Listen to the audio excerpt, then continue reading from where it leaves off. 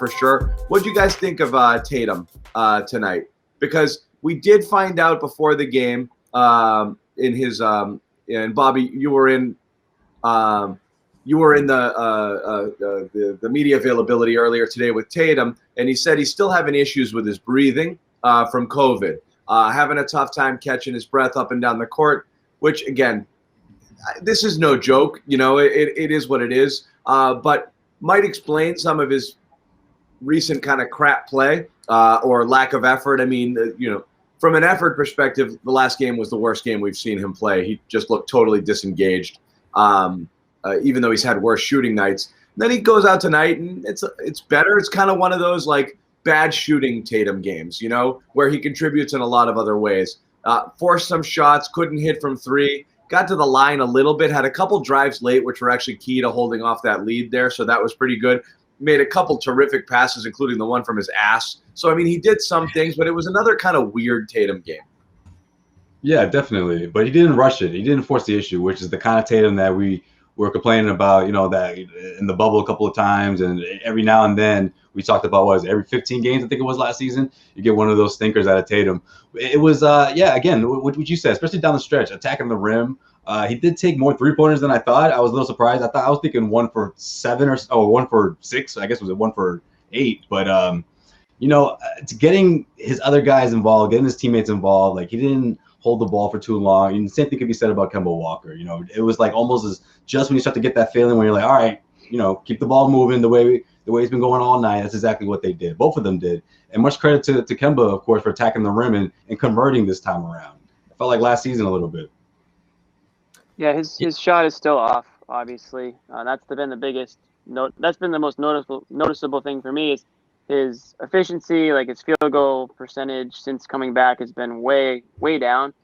I didn't really notice like that he wasn't, I didn't really notice the wind aspect or like the hustle aspect until Sunday. I think he'll be fine. I mean, he's too good of a player to only rely on his shooting. Like on the games where he can't hit hit buckets, 1 for 8 from 3, he's got to be able to do other things because he's going to be getting 30 minutes a game, whether or not he's shooting or not. So we better find other ways to be effective, whether that's passing, whether that's rebounding, defense. So I don't think anything he really did tonight stood out. Couple turnovers that kind of stood out to me, actually, and a couple ugly shots, couple bad shots. But, he's still got to be one of their go-to guys down the stretch. So he's going to have to find, other ways to get going or get his teammates going. So I think that was definitely the difference on Sunday, from today to Sunday when he just didn't do anything.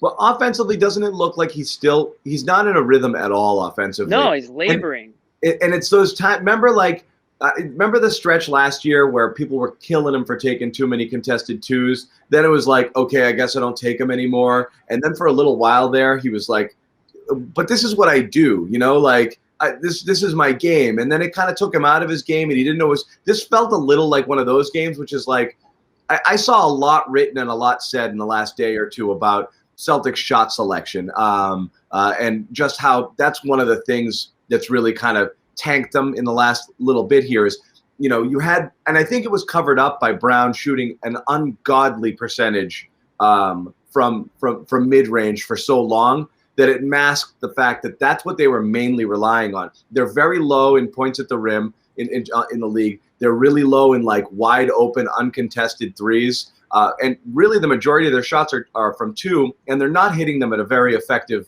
clip. Walker, who did last year, isn't doing it this year. Brown was out of his mind, and now he's regressed to the mean. And Tatum has once again relied on him way more than he should and way more than he used to, almost back to what he did in his rookie year, and he's not hitting them at a high clip. So this is the player he thinks he is, and that's what he takes to get him going, is to hit these tough, contested mid-range shots, but it's just not the right thing for him. You see the difference late in the game here when he went hard to the hoop a couple of times, and when he did it a couple times early. It's just a different game, but when he gets into that rhythm where he's just dribbling and settling, I think he's off. Like he's just off, and he's been in that zone for a little while now. This continues the process of him transitioning to being the point guard of the team. There's going to be a lot of bodies in front of him on the way to the rim. There's going to be a ton of contact there. So sometimes he's going to have to try to float it over that wall from 2.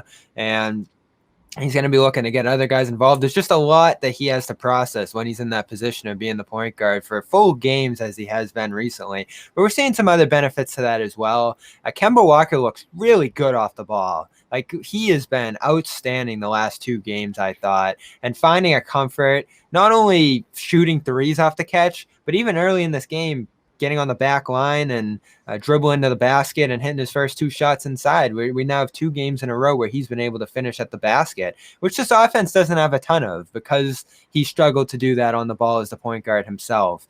Tatum's running into contact there, not always getting to the free throw line, though he did tonight. And Brown as well is pretty much the only other guy on this team that goes to the rim, aside from Rob Williams and, Tice sometimes on rolls. So this team doesn't have a lot of rim threats on them right now. They're more of a jump shooting team. And I know you guys said this over the weekend. I heard Charles Barkley say it on a podcast, and Brad says it all the time.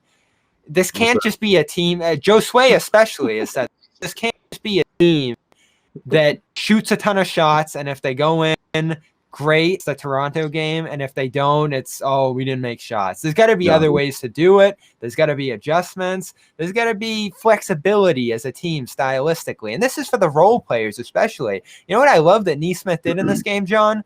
He got into the lane a couple times, dished the ball out, went inside and out. Rob does that too, the vertical spacing as we talk about. Like, there's got to be other outlet options on this team, and they found them tonight, finally. Yeah, no, definitely. And I think Jayson Tatum has a lot to do with that. That game against the Toronto Raptors, I mean, obviously we talked a lot about the shooting in that one, but it was the open looks that got those shots. I don't see it.